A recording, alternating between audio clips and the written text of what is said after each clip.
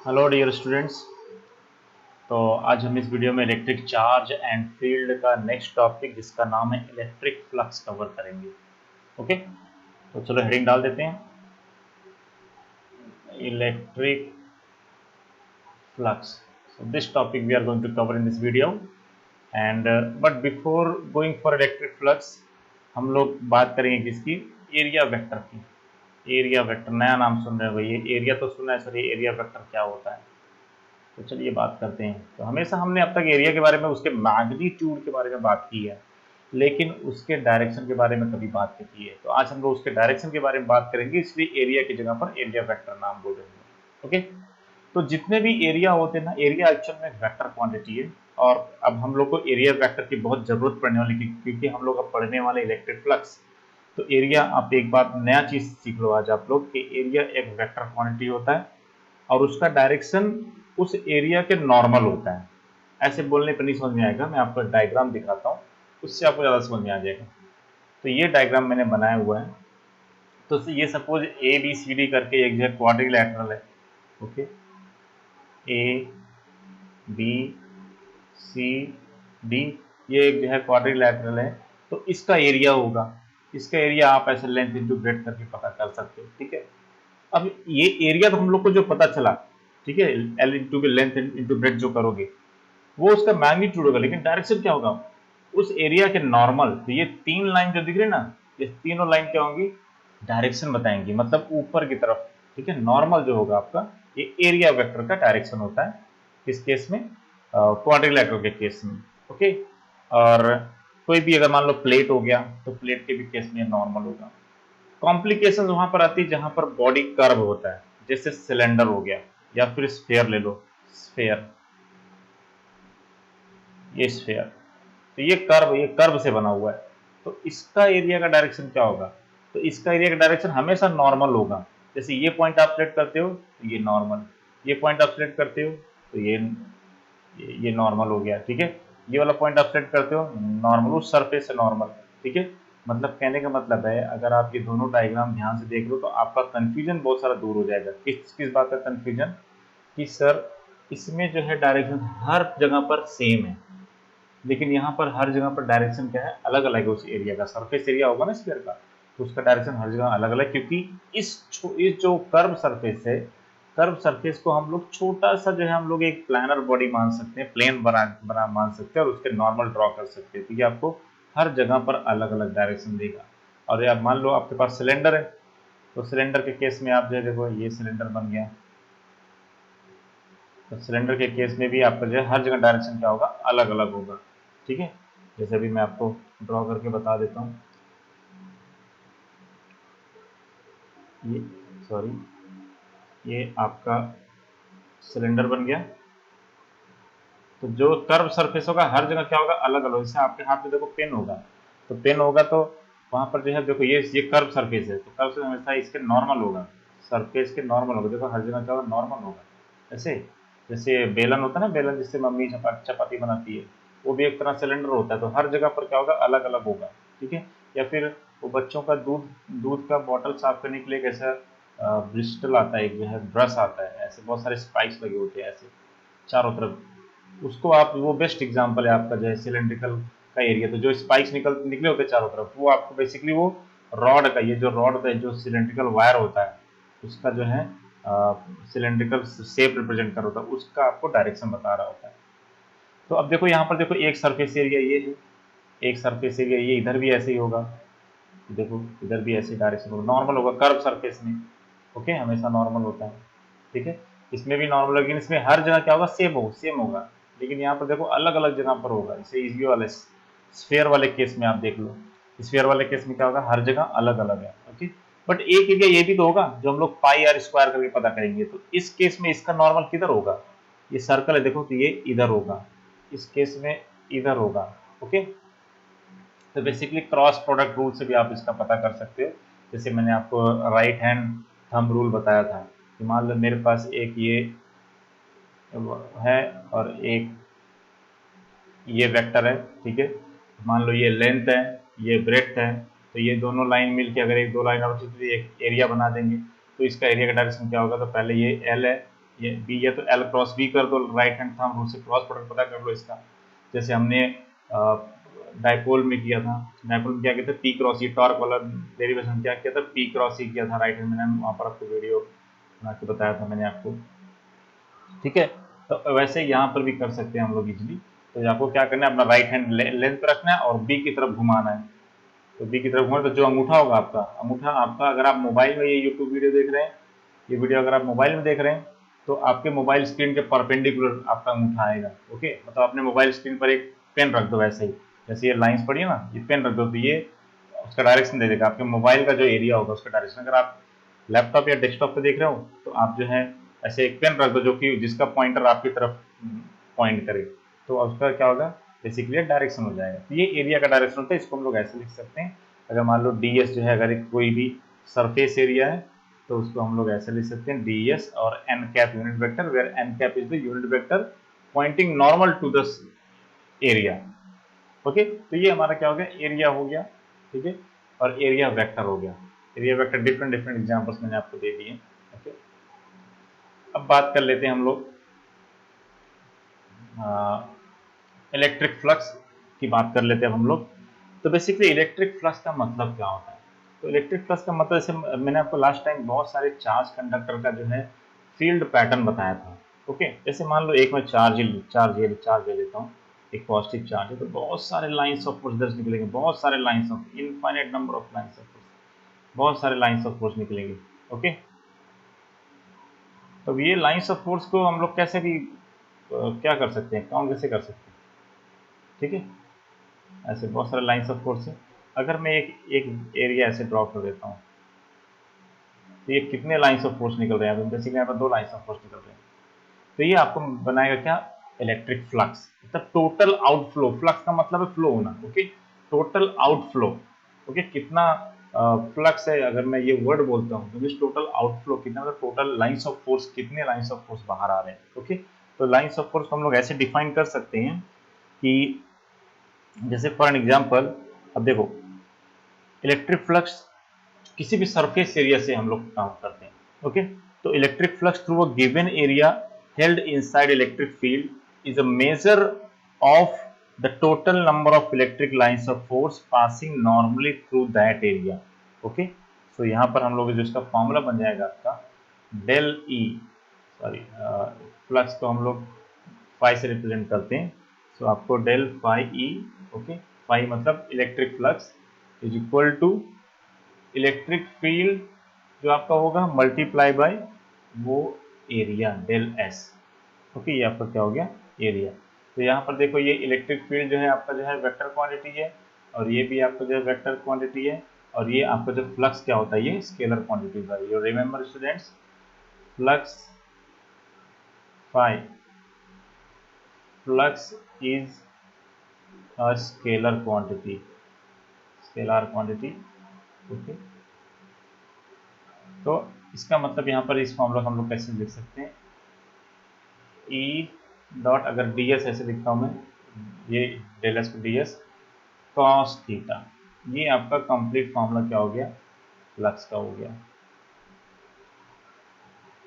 Okay, बस इतना इतना आपका जो है समझना है कि E dot D S cos theta, where theta is what, theta is the angle between electric field and D S.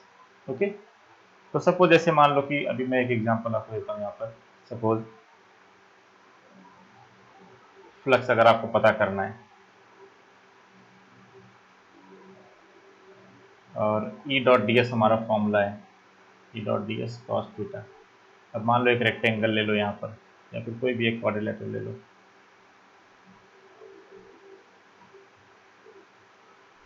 ठीक, अब लाइंस ऑफ फोर्स जैसे मान लो देखो ऐसे लाइंस ऑफ फोर्स गए हुए हैं। ओके, तो ये एरिया का एरिया वेक्टर इस साइड मान लो, इस साइड है, तो ये जो एंगल बन रहा है, ये जो एंगल बना, ये थीटा है, और ये हमारा जो लाइन है ये क्या है, इलेक्ट्रिक फील्ड का डायरेक्शन, मतलब लाइंस ऑफ फोर्स का, और ये आपका एरिया वेक्टर का डायरेक्शन है, डी एस का है। तो हम लोग इसको क्या लिखते हैं, flux is equal to E dot D S cos theta. Okay, तो ये आपका क्या हो जाएगा, फ्लक्स का फॉर्मूला हो जाएगा। ओके, अब अगर देखो, अब फ्लक्स मैक्सिमम कब होगा, जब कॉस जो क्या होगा, जीरो होगा। कहने का मतलब है कि इलेक्ट्रिक फील्ड और एरिया के बीच में जब एंगल जीरो होगा, ओके, तो वहां पर फ्लक्स आपका मैक्सिमम होगा, मैक्सिमम फ्लक्स होगा। Number of lines of per unit area आप इसको ऐसे बोल सकते हो, तो आपको मैक्सिमम मिलेगा। और इलेक्ट्रिक, और जब आप मान लो 90 होगा, तो जब ये थीटा 90 हो जाएगा, मतलब इलेक्ट्रिक फील्ड ऐसे जा रहा है। देखो यहाँ पर डायग्राम देखो ध्यान से, इलेक्ट्रिक फील्ड ऐसे जा रहा है और एरिया वेक्टर आपका ऐसे है। ओके, तो ये आपका क्या होगा, 90 डिग्री एंगल में ये आपका इलेक्ट्रिक फील्ड और एरिया वेक्टर ऐसे है। ठीक है, तो आपको क्या मिलेगा यहाँ पर, फ्लक्स यहाँ पर क्या मिलेगा, जीरो, जीरो फ्लक्स मिलेगा। इसका एग्जांपल मैं आपको दे दूँ। अब देखो यहाँ पर, ये जो मैंने डायग्राम यहाँ पर बनाया है, ये वाला डायग्राम देख लो, ये वाला डायग्राम स्टूडेंट्स, ये वाला डायग्राम, ठीक है। अब मान लो कि एक लाइन्स ऑफ फोर्स ऐसे जा रहा है, ये ऐसे, इलेक्ट्रिक फील्ड का डायरेक्शन ऐसे है,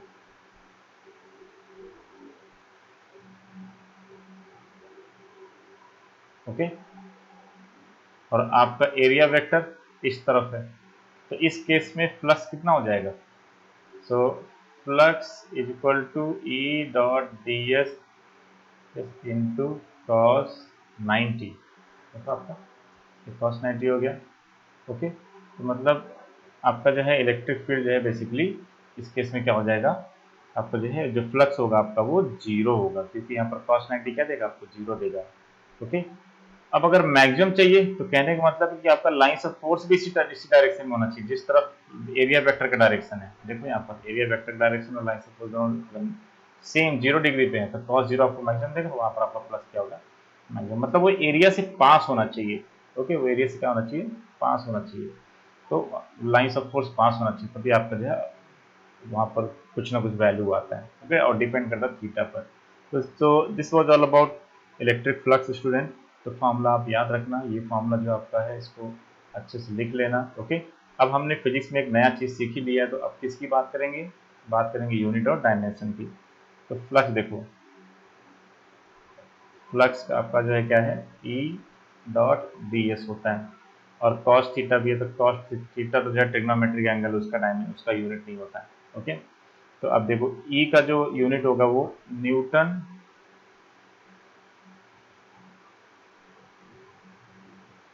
ई equal to F upon Q, तो न्यूटन पर कूलॉम। ओके, और ये जो है आपका, और ये जो इनटू ये एरिया, तो एरिया क्या होता है, मीटर स्क्वायर, तो इसको हम लोग ऐसे लिख सकते हैं, न्यूटन मीटर स्क्वायर पर कूलॉम।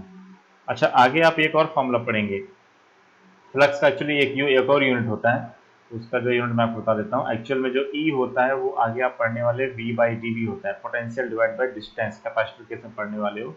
तो यहाँ से आपको जो है वोल्ट पर मीटर स्क्वायर, आपको सॉरी वोल्ट पर मीटर, मैं पर मीटर स्क्वायर नहीं रहेगा, वोल्ट पर मीटर आपका जो है ये इलेक्ट्रिक फील्ड का ये जो है यूनिट होता है। यहाँ पर न्यूटन पर कूलम, तो ये वाले फॉर्मूला से आया, E equal to F upon Q जो हमने डिफाइन किया था। ओके, और यहाँ पर जो एक और यूनिट है, एक और फॉर्मूला है इलेक्ट्रिक फील्ड का, वोल्ट पर मीटर, तो उस हिसाब से आपका जो फ्लक्स का एक और यूनिट हो जाता है, तो वोल्ट पर मीटर, और ये मीटर स्क्वायर, तो ये क्या हो जाएगा, एक मीटर कैंसिल हो जाएगा, आपको क्या मिलेगा, volt meter, which is the unit of flux. तो दोनों करेक्ट है, तो याद रखना दोनों करेक्ट है। अगर मल्टीपल चॉइस क्वेश्चन में आता है, मान लो आपने ये पढ़ा है, ये नहीं पढ़ा है, और वहां पर ऑप्शन आ गया बोथ ए एंड बी, तब तो आप जैसे सिर्फ ए पे क्लिक करोगे तो आपका गलत हो गया, बी भी आपका करेक्ट ऑप्शन है। तो इस तरह की चीज़ों को आप ध्यान में रखना, ठीक है। तो ये यूनिट हो गया। डायमेंशन आप जो है इजीली पता कर सकते हो, यहाँ पर इससे पता कर सकते हो, या फिर ये फॉर्मूला से पता कर सकते हो। ओके, अब यहाँ पर देखो, अगर मैं यहाँ पर Q equal to I T, इसको फंडामेंटल में कन्वर्ट करना पड़ेगा। ओके, तो ये बेसिकली आप जो है आपके लिए होमवर्क है, करके बताओ, अगर आता है तो मुझे कमेंट करके बताओ कि सर ये डायमेंशन आया है। ओके, ये आपके लिए एक जो है मैं आपको दे रहा हूँ, आप पता करके कमेंट करो।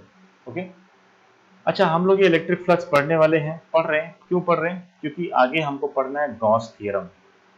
तो गॉस थ्योरम जो है, देखो क्या कहता है गॉस थ्योरम। गॉस थ्योरम बहुत इंपॉर्टेंट, एक्चुअली इस चैप्टर का पूरा जो कोर पार्ट है ना, वो गॉस थ्योरम ही है। इसके लिए हम लोग ये पढ़ रहे हैं, गॉस थ्योरम, इसके लिए हम लोग फ्लक्स पढ़े हैं, ठीक है। अच्छा, अब गॉस थ्योरम देखो क्या है, गॉस साइंटिस्ट, एक साइंटिस्ट का नाम है, ओके। और ये आपको रिलेशनशिप देता है इलेक्ट्रिक फ्लक्स में, ओके, और सरफेस एरिया जो आपने पढ़ा अभी जो है। तो चलिए हम लोग गॉस थ्योरम की बात करते हैं। तो पहले थ्योरम देखो, थ्योरम क्या कहता है। तो थ्योरम कहता है कि total flux through a close surface is 1/epsilon naught times the net charge enclosed by the closed surface. So what says the total, see मैं आपको लिख के देता हूँ, it states that Gauss theorem states that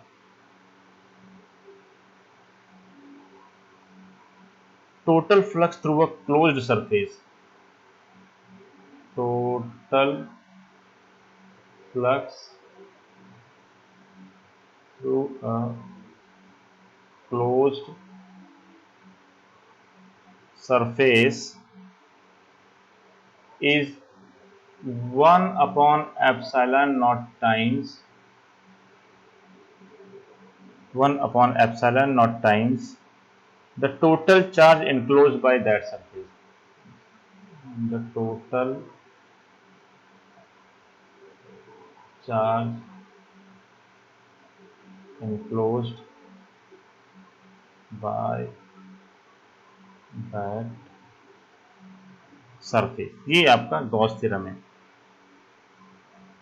okay. तो कहने का मतलब है कि अगर मैं आपको मैथमेटिकली इसको लिख के बताऊं तो मैथमेटिकली इसको ऐसे लिखते हैं, phi E is equal to, अब इसको अगर मैं total plus through close surface, तो टोटल हम लोग को ऐड कर देंगे और ये सिंबल आपका जो क्लोज सरफेस का है, एस क्लोज सरफेस, और ई डॉट डी एस, ये आपका क्या हो गया, टोटल फ्लक्स, प्लस का फॉर्मूला होता है ना, ई डॉट डी एस, और ये कितना आएगा, और इस वेक्टर क्वांटिटी तो पहले लिख देते हैं, कितना आएगा, 1/epsilon naught times total charge enclose by that surface. Suppose total charge Q है, तो ये आपका जो है गॉस लॉ है, मैथमेटिकल फॉर्म है गॉस लॉ का।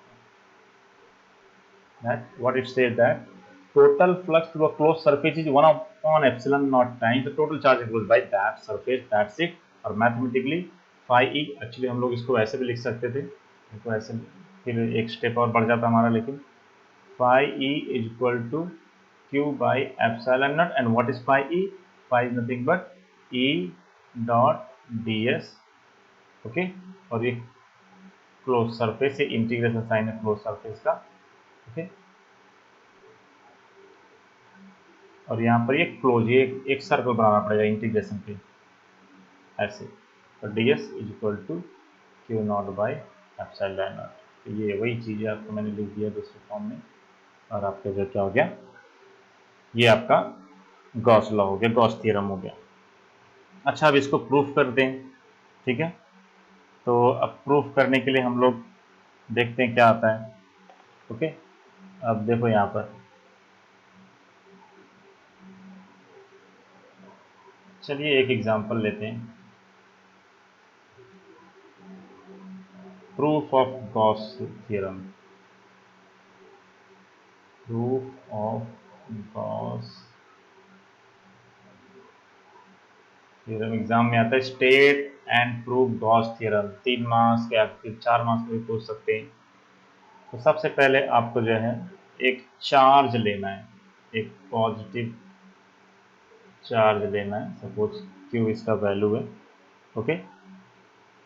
और फिर अब कोई भी एक डिस्टेंस मान लो, मैंने यहाँ पर एक डिस्टेंस आर ले ली, आर डिस्टेंस,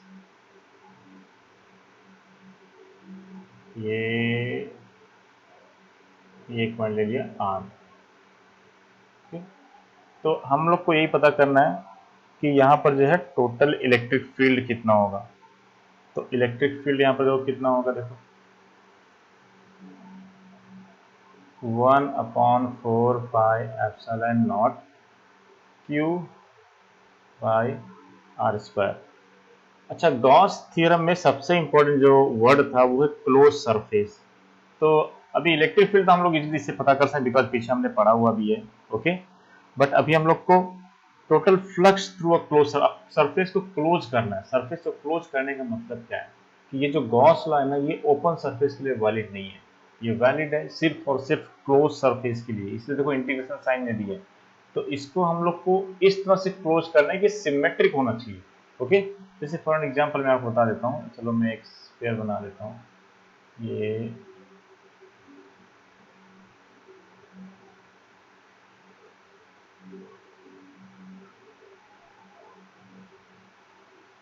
सेंटर पे आना चाहिए,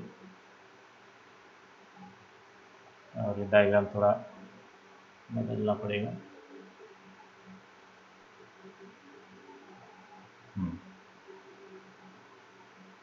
नाउ सपोज ये आपका सेंटर है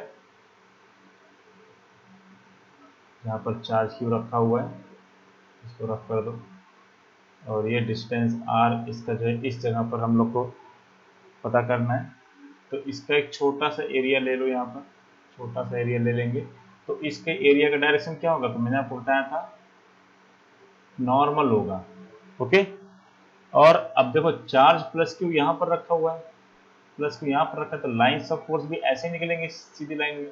तो कहने का मतलब ये है कि जो आपका एरिया है, एरिया वेक्टर और इलेक्ट्रिक फील्ड दोनों क्या है, सेम डायरेक्शन, मतलब 0 डिग्री एंगल बन रहा है। ओके, तो इसके बाद जो है आप ई डॉट डी एस पता कर लो। तो ई डॉट डी एस आपको देखो क्या होगा,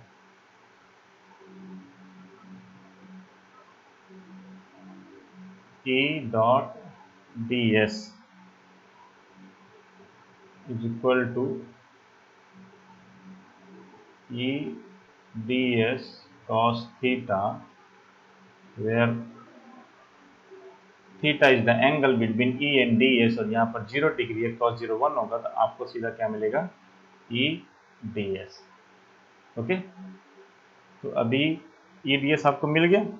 अब गॉस ने क्या बोला था कि अब ई डॉट डी एस को अगर हम लोग इसको इंटीग्रेट करेंगे, चलो इसको इंटीग्रेट कर दो। तो अब integration of E dot D S करके देखते हैं।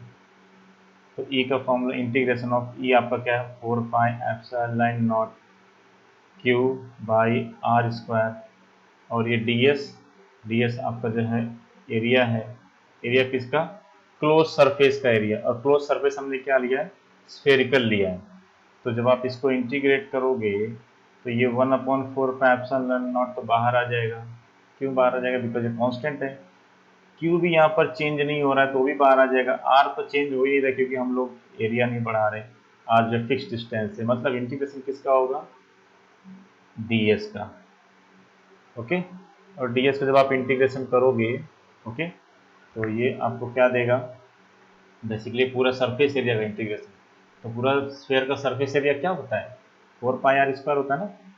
तो ये देखो ये क्या दे देगा आपको, ये 1/4 pi epsilon Q upon R square, तो बाहर ही रहेगा, 1/4 pi epsilon naught Q by R square, और ये हो जाएगा आपका 4 पाई आर स्क्वायर।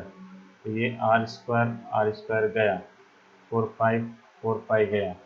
तो it means what, integration over close surface, यहाँ पर क्लोज सरफेस डाल दो, बहुत इंपॉर्टेंट है, नहीं तो इसके मार्क्स कट जाएंगे।